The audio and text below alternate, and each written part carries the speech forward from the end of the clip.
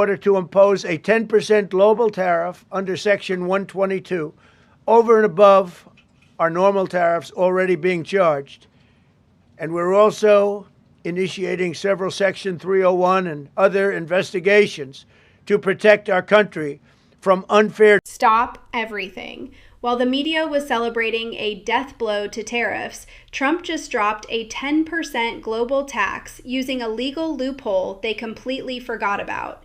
The game just changed. In order to protect, and it says so, in order to protect our country, a president can actually charge more tariffs than I was charging in the past period of a year under the various tariff authorities. So we can use other of the statutes, other of the tariff authorities, which have also been confirmed and are fully allowed. Therefore, effective immediately, all national security tariffs under Section 232 and existing Section 301 tariffs, they're existing, they're there, remain in place, fully in place, and in full force and effect. Did you catch the sheer confidence there? While every major news outlet was printing headlines about the Supreme Court striking down his power, he was already pivoting to Section 122. It's like watching a grandmaster play chess against people who are still learning how the pawns move. He didn't just ignore the ruling, he essentially said, fine, I'll use the laws you do like to hit them even harder. That disloyal comment toward the court is going to be the soundbite of the week, but the real story is the administrative pivot. He's basically proving that the executive branch has so many layers of tariff authority, Section 232, 301, 122, that one court ruling is just a speed bump, not a wall. You have to wonder if his legal team had this break glass in case of emergency plan ready for months. It's a total masterclass in legal optics. President, you mentioned multiple times foreign influence over the Supreme Court. Do you have evidence of that? And if not, will you investigate that? That you're going to find out line is vintage. It's that classic teaser energy he uses to keep the cycle moving. But look closely at the body language. He's leaning into the mic because he knows he has the counter move already signed on his desk. When he talks about foreign influence over the Supreme Court, he's laying the groundwork to frame any legal opposition as anti-American. It's a high-stakes play. He's not just fighting a policy battle, he's fighting a narrative war. By the time the media deciphers what he meant by finding out, he's usually already moved 3 steps ahead to the next executive order. This short clip is the ultimate setup for the Section 122 bomb he dropped later in the day. It's pure psychological warfare before the policy hammer actually falls.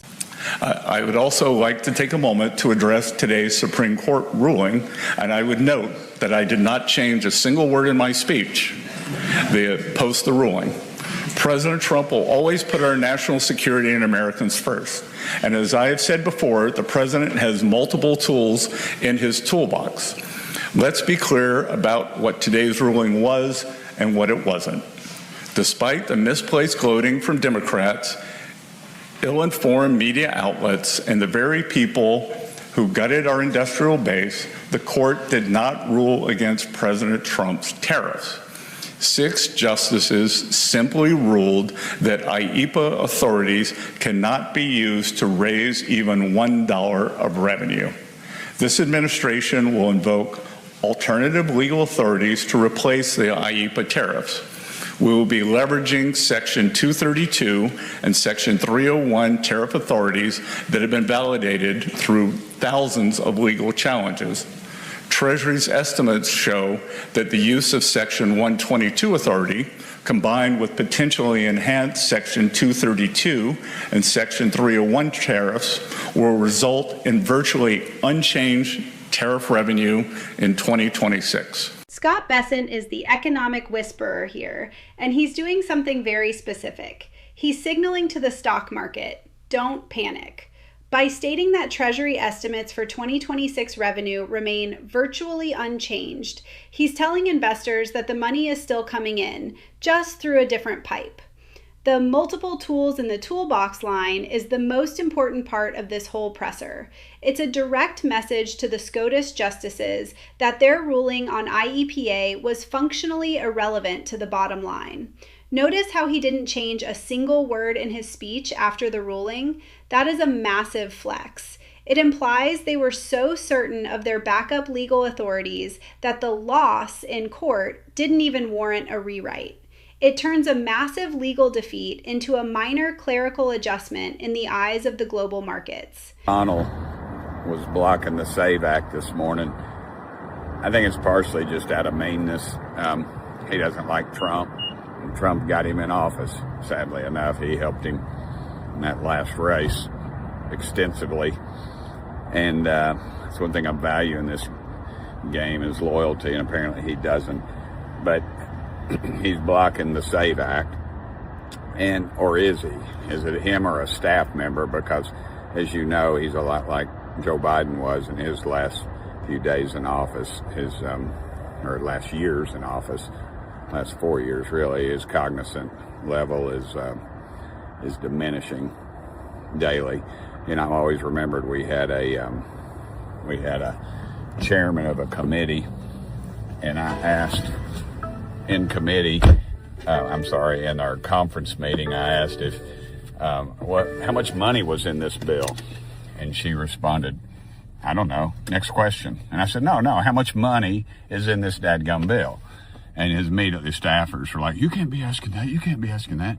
Well, dadgummit, this thing ain't supposed to be some retirement village.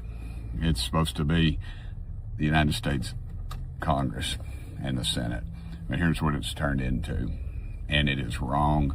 You've got staffers that are running this thing. The lady that I asked those questions of, it turns out for over 6 weeks, she never showed up and nobody knew where she was. But her staff kept running the office, and she was in a retirement village for people that were in Tim Burchett is officially the king of the no-filter caucus. Calling the Senate a retirement village while calling out Mitch McConnell is a bold move, even for him. But he's touching on the real friction point, the Save America Act. This isn't just about tariffs anymore. It's about internal GOP loyalty. When he talks about staffers running the show because of cognizant decline, he's echoing a sentiment that's exploding on the right. He's pointing out a massive disconnect between the House and the Senate Rules Committee. The dadgummit energy makes it feel like a kitchen table conversation. But make no mistake, this is a direct shot at the old guard. He's essentially saying that the delay isn't a policy disagreement. It's a personal grudge. That kind of rhetoric is exactly what fuels the primary challenges we're seeing across the board. The legal chess continues. Smash the like button if you think the Toolbox strategy actually works. Catch you in the next one.